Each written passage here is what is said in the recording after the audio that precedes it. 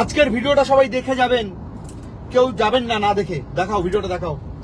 আজকে আপনাদের কিছু দেখাচ্ছি। ওরা দীপঙ্কর আর কি মুসলিম ধর্ম গ্রহণ করেছে। এবার সেক্ষেত্রে বক্তব্য হচ্ছে মুসলিম ধর্মতে তো একের অধিক বিয়ে করা যেতেই পারে, কিন্তু সেখানেও একটা প্রশ্ন আছে। মুসলিম ধর্ম তুমি গ্রহণ করতেই পারো, কিন্তু তুমি তো হিন্দুর একটা কথা বলি আপনাদেরকে, লাইভটা কারা দেখছেন বা কোথা থেকে দেখছেন আমি তো জানি না, তবে লাইভটা যারাই দেখছেন আমি একটা কথাই বলবো, আপনারা যতটা পারবেন শেয়ার করবেন।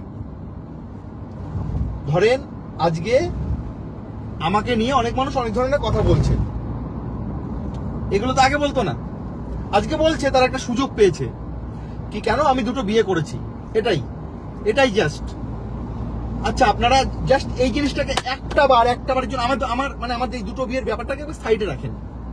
আমি আপনাদের ভিডিওটা দেখাচ্ছি, আপনারা একবার ভিডিওটা জাস্ট দেখেন, ভিডিওটা দেখাও। যে ওরা দীপঙ্কর আর কি মুসলিম ধর্ম গ্রহণ করেছে। এবার সেক্ষেত্রে বক্তব্য হচ্ছে মুসলিম ধর্মতে তো একের অধিক বিয়ে করা যেতেই পারে, কিন্তু সেখানেও একটা প্রশ্ন আছে। মুসলিম ধর্ম তুমি গ্রহণ করতেই পারো, কিন্তু তুমি তো হিন্দুর আপনারা ভুল মানুষকে ভুল জায়গা দিয়ে দিয়েছেন। আপনারা জানেনই না একটা মানুষ কত বড়, মানে এই মানুষটা কিভাবে মানুষকে ঠকাচ্ছে, একবার ভাবুন তো। সে কিভাবে বলতে পারে দীপঙ্কর দুটো বিয়ে করার জন্য মুসলিম ধর্ম গ্রহণ করেছে? কিভাবে বলতে পারে? আমি হিন্দু ছেলে, আমি হিন্দু আছি, জয় শ্রীরাম, আমি হিন্দু, আমি বিয়ের জন্য আমি কোনোদিন ধর্ম পরিবর্তন করব না, আমি আমার ধর্মকে আমি পরিবর্তন করব না, আমি হিন্দু। এবার আপনারা বলুন, আমার কথা হচ্ছে, আমি আপনাদের যদি মনে হয় আমি দুটো বিয়ে করে কোনো অন্যায় করেছি, আপনারা প্লিজ একটুখানি এই বিষয়টাকে সাইডে রেখে দেন। মানে আমি বলছি না আপনারা আমাকে সাপোর্ট করুন বা আমার পাশে থাকুন, কিচ্ছু লাগবে না, আমার কারো সাপোর্ট লাগবে না, কিচ্ছু লাগবে না। আপনারা শুধু একটা কথা ভাবুন যে একটা মানুষ কিরকম নোংরা হলে সে ধর্ম নিয়ে খেলতে পারে। সে এখন ধর্ম নিয়ে খেলছে, মানে ডাইরেক্ট বলে দিচ্ছে দীপঙ্কর মুসলিম ধর্ম গ্রহণ করেছে। দেখুন আমি হিন্দু আছি, হিন্দুই থাকবো। আমি কিন্তু দুটো বিয়ে করার জন্য কোনোদিন আমার ধর্মকে আমি পরিবর্তন করব না। আমার ধর্ম আমার কাছে শ্রেষ্ঠ। আপনারা তাহলে কেমন ভাবে একটা ভুল মানুষকে ভুল জায়গা দিয়েছেন, আপনারা শুধু একবার ভাবেন। দিনের পর দিন আপনাদেরকে বোকা বানিয়ে সেই মানুষটা লাখ লাখ টাকা ইনকাম করে যাচ্ছে। সে দেখাচ্ছে কি এর নামে অভিযোগ করেছি, এর নামে কমপ্লেন করেছি, এই করেছি। কিচ্ছু না, এগুলো ভুয়াও। উনি পারেই না করতে, ওনার কোনো রাইটস নেই। আপনারা সেই মানুষটাকে একটা ভালো জায়গা দিয়ে দিয়েছেন। আপনারা জানেনই না যে ওই মানুষটা কত বড় মিথ্যাবাদী, সে যা নাই তাই বলে দিচ্ছে। আচ্ছা আমাকে একটুখানি আমার ব্যাপারটা একটু সাইডে রাখেন না। দেখুন আমি সোশ্যাল মিডিয়ায় কোনোদিন এমন কোনো ভিডিও করিনি যেই বিষয় নিয়ে উনি আমার উপরে আমার এগেইনস্টে কোনো কমপ্লেন করতে পারে। উনি কেন? কেউই পারে না। কারণ আমরা কোনোদিন নোংরা ড্রেস পরে বা আমরা কোনোদিন বাজে ভাষায় আমরা কোনো ভিডিও বানাইনি। ভিডিওটা একবার দেখো, ভিডিওটা দেখো, শেয়ার করবা একটুখানি।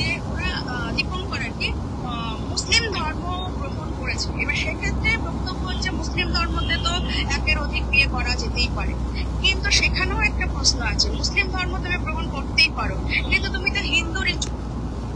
দেখুন এখন ধর্ম নিয়ে খেলছে। উনি আমাকে রাস্তা দেখাচ্ছে, মানে আমাকে আমার ধর্ম থেকে সরে গিয়ে আমাকে মুসলিম হতে বলছে।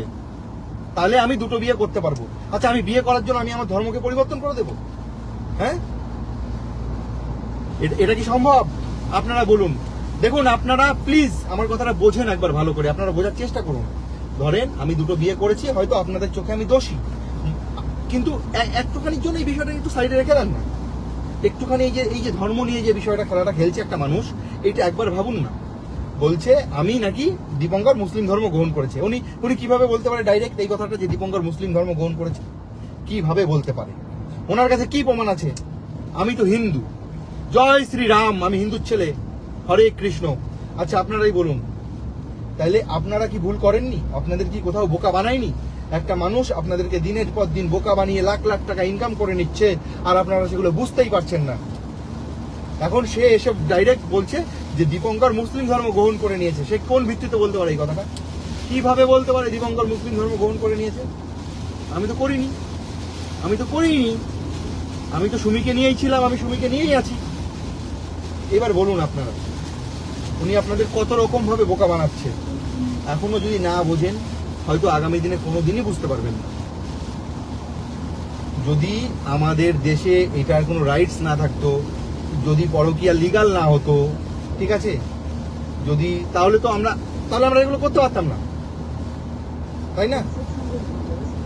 তো এইখানটায় আপনারা প্লিজ একটুখানি ভাবুন বিষয়টা, যে আপনারা কোন মানুষকে কোন জায়গা দিয়েছেন। আমি একটা কথাই বলবো, আপনারা এখন বর্তমানে একটুখানি আমরা কি করেছি না করেছি সেটা একটু সাইডে রাখুন, কিন্তু যেই মানুষটা একটা খেলা খেলছে আপনাদের সকলকে নিয়ে, বোকা বানিয়ে লাখ লাখ টাকা ইনকাম করে যাচ্ছে, সেই মানুষটার কথা একবার ভাবুন প্লিজ। আপনারা কিছু একটা করুন, আপনারা ওই সমস্ত মানুষকে ভুল জায়গা দিয়েন না। মানে আপনারা জানেনই একটা ভুল মানুষকে আপনারা কত বড় ক্ষমতা দিয়ে দিচ্ছেন, বুঝতে পারলেন? দেখেন, আজকে থেকে আমরা সোশ্যাল মিডিয়ায় নেই, আমরা অনেক দিন থেকে আছি। তো এতদিন পর্যন্ত কোনো এরকম বিষয়ই হয়নি। আজকে আপনারা হয়তো সুযোগ পেয়েছেন আমাদেরকে নিয়ে দুটো কথা বলার, কারণ আপনারা দেখেছেন আমি দুটো